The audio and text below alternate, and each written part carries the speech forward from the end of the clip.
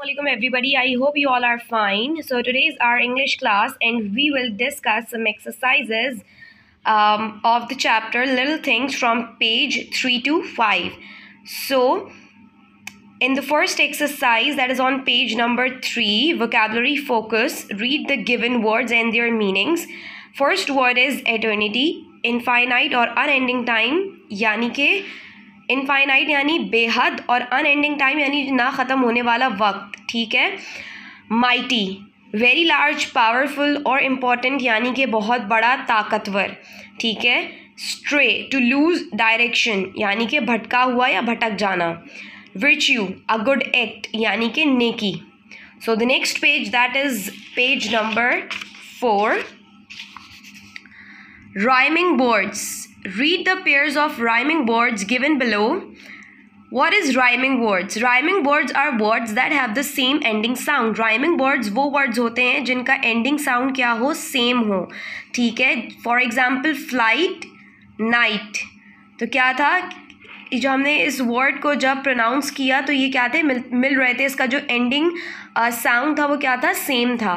इसी तरह से sigh, high, funny, sunny, ठीक है. So the next question, list 2 pairs of rhyming words from the pome you have read, यानी जो पोम हमने रीड की है उसमें से कोई से भी 2 वर्ड आप लेके उसका राइमिंग वर्ड आपको बनाने हैं. तो हमने फर्स्ट वर्ड कौन सा लिया, grain.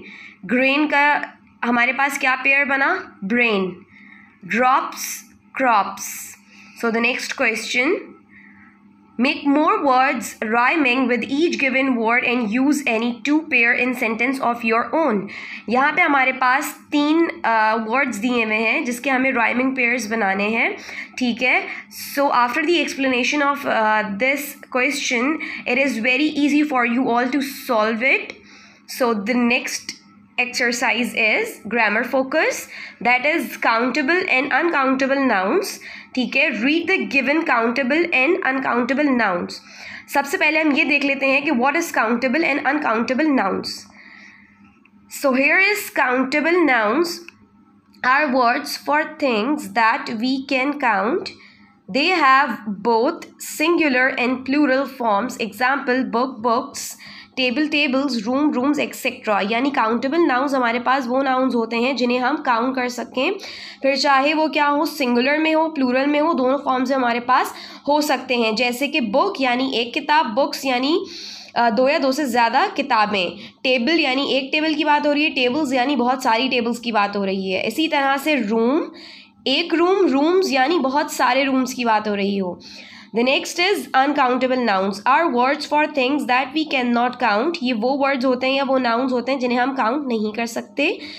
They don't have plural form, और इसकी कोई plural form नहीं होती है. Example, milk, nature, heat, etc.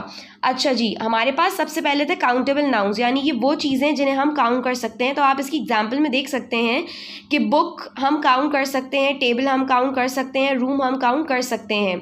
लेकिन अनकाउंटेबल नाउन्स हमने ये पढ़ा कि ये वो वर्ड्स होते हैं जिन्हें हम काउंट नहीं कर सकते. तो अब आप यहाँ ये देखिए कि इसकी एग्जाम्पल में हमारे पास है मिल्क, नेचर, हीट. क्या हम इसे काउंट कर सकते हैं? पॉसिबल ही नहीं है, हम ऐसी चीज़ें कभी भी काउंट नहीं कर सकते हैं. तो इससे आपको एक डिफरेंस समझ में आ जाता है कि काउंटेबल और अनकाउंटेबल नाउन्स का डिफरेंस क्या है, ठीक है. So here are countable nouns and here are uncountable nouns. So the first is cat.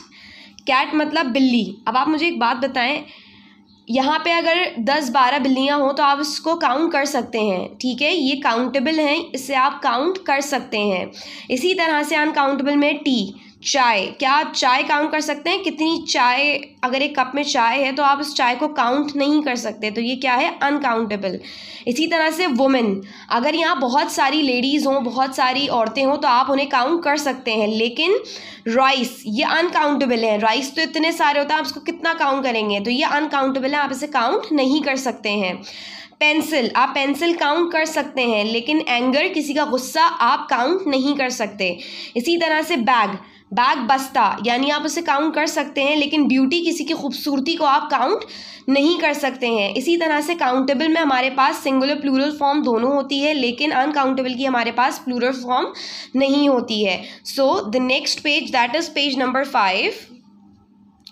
Decide whether these highlighted nouns are accountable or uncountable. Tick the correct option. हमारे पास ये sentences दिए हुए हैं और हमारे पास जो है वो कुछ nouns highlight किए हुए हैं हमारे पास, और हमें बताना है कि ये countable हैं और uncountable हैं. अगर countable है तो countable पे हम टिक कर देंगे और uncountable है तो हम उस पर टिक कर देंगे. हम जस्ट ये बताएंगे कि कौन से noun हमारे पास countable है और कौन से noun हमारे पास uncountable है. ठीक है. So the children are playing in the garden. बच्चे गार्डन में खेल रहे हैं. ठीक है. तो क्या हम इन्हें काउंट कर सकते हैं या नहीं? Most kids like milk but Ayaan hates it. बहुत से बच्चे दूध को पसंद करते हैं बट अयान जो है वो नफरत करता है. हेट मीन्स नफरत, डिसलाइक मतलब पसंद नहीं है उसे. Your book is on the kitchen table. ठीक है. तुम्हारी बुक किचन की टेबल पे रखी हुई है. The bread is very soft and fluffy. यानी ब्रेड बहुत ज़्यादा नरम और फ्लफ़ी है. We need some glue to fix this vase. हमें इस वास को फिक्स करने के लिए ग्लू की ज़रूरत है. अब आप बताएंगे कि ये सारे जो हाईलाइटेड नाउन्स हैं ये काउंटेबल हैं या अनकाउंटेबल हैं.